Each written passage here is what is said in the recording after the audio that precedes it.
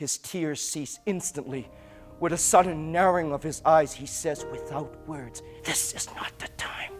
This is not the time." So I hold back my flood of tears and do nothing. Trieu Tran is an actor who has been in Hollywood films such as Tropic Thunder and HBO's The Newsroom, but he has not forgotten where he came from. His one-man act, Uncle Ho to Uncle Sam, tells of his escape from a war-torn Vietnam as a child, followed by his personal journey to find his place in America, and finally making peace with the ghosts of his father. After performing his work in Seattle and Los Angeles last year, Trieu will be presenting a stripped-down version of his play at the Garden Grove Amphitheater on August 17th. I sat with Trieu to talk about his experiences growing up, his passion for the arts, as well as his upcoming show, Unplugged. I would usually start by asking more about your background, but having seen your play Uncle Ho to Uncle Sam last year at the Kirk Douglas Theater in Los Angeles, I feel like I know a lot more about you than any stranger should. It was very in-depth, very revealing. So can you tell me how that play was conceived? It was conceived, let me see, I think about 4 years ago, I was doing a play in New York City with my co-writer, Robert Egan, who was also the director of the show. We were working on the show in New York, and during breaks, he's not the only one that smoked in the cast, so we just go out, during the breaks, and we would talk, got to know one another, talked about sports and, Los Angeles, and I think at the end of the week, he only knew that I was from Vietnam, and I grew up fatherless and, lived in the inner city with a single mother of 3. And he told me that, he felt like I had a story to tell, and that he wanted to, like, when we get back to Los Angeles, to meet up and, we'll talk about it. And so I went back to Los Angeles, 2 weeks passed by. I'm like, I thought it was just a Hollywood talk. It's not going to happen. And he finally contacted me, and we went to have lunch together. And what I thought was going to be, eat my sandwich and leave, turned into several hours. And pretty much, that day he was like, tell me the story of your life. That lunch turned into a series of email correspondences with Robert Egan, where Trieu answered questions about his past, poured into pages and pages of poetry and prose. However, it was not until Egan pushed Trieu to delve into his most painful memories did the play find its soul. And I felt like when I really started diving into those subject matter that I didn't really want to talk about, especially talking about my father, and then he responded back, goes, "Yeah, keep, that's it, keep writing that." And I think that's been sort of the journey for me with this whole entire piece. And we finally got enough material, and he turned to me and said, "I think you have enough story for a one-man show." And so it's pretty much the show you saw. Well, some aspects of your story are very similar to, the general experience that Vietnamese refugees went through. Yeah. But going in knowing that it was autobiographical, there were certain turn of events, certain dramatic plot twists that made me think, did this really happen to you? Now, was any part of that fiction at all?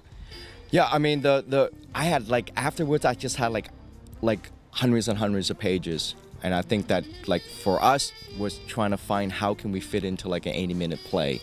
So there was a lot that's left out of it. So yeah, I mean, I just felt like that was it. There was just so much stuff that I was like, it's gonna be an 8-hour play. But yeah, I mean, pretty much besides changing the names to protect the innocent, it's everything in the story is true. It was growing up. That even though it's my story, my personal story, I feel like it is a story of a lot of Vietnamese, a lot of Vietnamese American. Writing this play and exploring those characters really made me sit back and go, wow, it must be really scary. It must be really scary to be an adult in Vietnam and having everything. And then one day you're uprooted from your country and you bring your whole entire family, in the face of danger, risking your whole entire life for this thing called freedom, and you come to America. The keys to the house is not promised. The key to the brand new car is not promised, and you pretty much have to struggle and wait in line to go work at McDonald's. I think that's there's so much pride in the older generation that is kind of not spoken. That's not appreciated. And in that play, you embody all of those sentiments. You tell the story from so many different perspectives, and yet it was a one-man act. So coming in, I was thinking it would be a very long monologue of just you being yourself and telling your story. And yet I was pleasantly surprised at how many characters you were able to embody. How difficult was that? I think that's what we do as actors, and it was very difficult. I give it a lot of respect to my co-writer and director Robert Egan, trusting him and having him kind of like be the second pair of eyes and just really trusting in sort of his expertise and guiding me to find those character voices. But it was great to like through the process to really learn who they are as a human being, especially my father. I mean, growing up, losing him, that, to me, he was just, a bad person. But, through the process of the journey with this play, writing the play and performing it, I'm able to see him as a human being. He did the best he can, with, all the cards stacked against him. So it's been very, psychologically and emotionally and spiritually, good for me to sort of explore that trait of my dad, who he really is. I've seen a good deal of theater myself, and it was always a story about another group of people, another time, another culture. And Uncle Ho to Uncle Sam was the first time I ever looked up at the stage and said, that's sort of a story about me. Now, even though I was born in America, and of course no two people would have the exact same experience, that was the closest thing I ever saw to the story of my ethnicity being told. And I think everyone processes the minority experience differently. So how did you deal with being a minority, a Vietnamese person, especially in a place like Canada? Yeah. Well, I mean, a lot of it, you come, people come see the play, that answers that question, in detail. But when we lived in Canada, I believe that, in my school, we were the only Asians in the school at all, or we were like the only minority in the whole entire school. I think that when things shift for me was from Boston and getting uprooted again and end up in Boston. To me, it wasn't a melting pot. To me, it was, when I was growing up, going in school, elementary school and junior high, it was, the Asian kids sat in their table, black kids sat at their table, the white kids sat at their table, Latino kids sat at their table, and I just felt like, I didn't want to do that. I just felt like I was always in my heart that I felt like we all should sit together. So it was a struggle for me, I take people on that journey in my play, and it's really hard. It was really hard to, assimilate, and I just felt like I couldn't belong in any sort of place, because no matter what, I look like this. So coming back here to Garden Grove after being in the movies and being on TV, and now coming back to Garden Grove where there is a large Vietnamese American population, being on stage, going to Vala's common ground, even though this was not your home, do you see it as a cultural homecoming? Yeah, it's been a great experience. I mean, the ladies at Valor's are incredible. The event at Common Ground is great, and it's just one of those things. It's like growing up, for me, especially as Asian American or Vietnamese American, it's to be in a part of the arts, it's like a no-no. Like a lot of Asians, we're supposed to be doctors, a lawyer, engineer, and this is just something that I felt like that really makes me happy. And that, looking around, there's not that many, we don't have that many role models, we don't have anybody. So to be able to, come down to Garden Grove and, people who, like the ladies at Valor, who are very passionate about the arts and support the arts and going to a place like Common Ground, and exactly what, John Walcott is doing with this theater company, I feel like, yes, this is exactly what I signed up to do. So your story, do you think is something that young people can connect with? And is it something that they will want to know? Yeah, I mean, I think there's a lot of, I believe there's a lot of universal themes in the play. And that, it's like, growing up, like I felt like, the older generation don't want to talk about it. And I felt like, my generation needs to talk about it. And then the younger generation who, the post-war needs to learn that is a part of our history.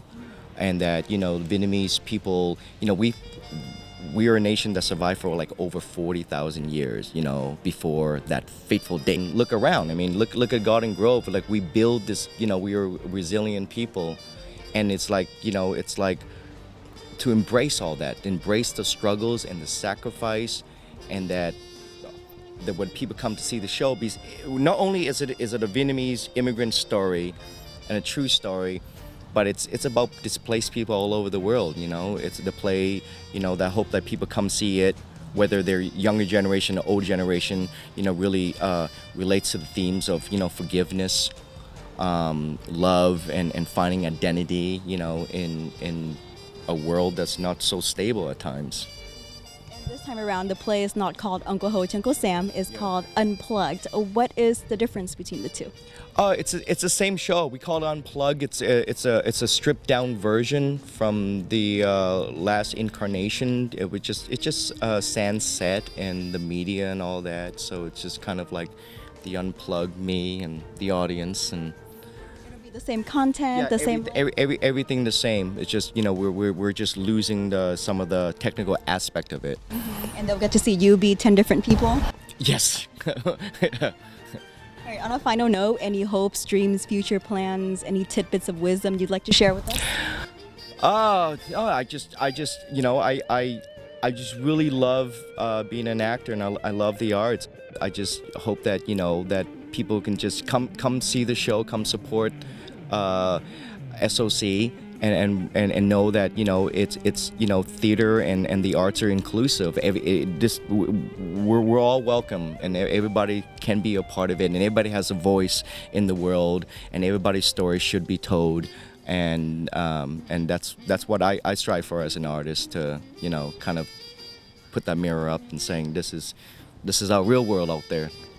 So to all the Vietnamese American parents out there who are telling their children they shouldn't be an actor, that is not a real job, I want them to see how amazing you are. So can you perform a little excerpt, a little exclusive scene just for Saigon TV? Sure. Do I need... Trieu asked for the blessing of the East, the land of his ancestors, and the West, the home of his posterity, as he holds in his hands the ashes of his father. In our hearts, the same darkness in our souls. Ashes to ashes connects each and every one of us. So I look to the West and seek your blessing. America, free me from rigid confusion mores that imprison generation upon generation in ancient rituals of vengeance and violence. America, you seduce me deeper than any French kiss. You wrap my native tongue, leave me butt naked, delighted with optimism. Teach me to suppress the rage when I hear Jap, Chink, Nip, and Gook. Don't let me lose the hope that this is my home. America, bless me. I look to the east and seek your blessing. Asia, your sacred blood flows through my veins. Free me to love both who I am and who I am becoming. Asia, help embrace new beginnings with the dawning of every sun. Teach me to navigate a world where Uncle Ho's photo is replaced by Run DMC. Asia, our mothers and fathers labor in kitchens where roaches eat like kings off the plates they serve. Let me light the way to give them the respect and compassion they deserve. Asia, bless me. Although this play will be on stage only for one night, perhaps it will ignite a desire for more stories like it to be told. And maybe one day, the Vietnamese in America will be able to reflect on the war as not just a narrative of loss, but a testament to the power of a people to rise beyond their struggles and make peace with their painful past.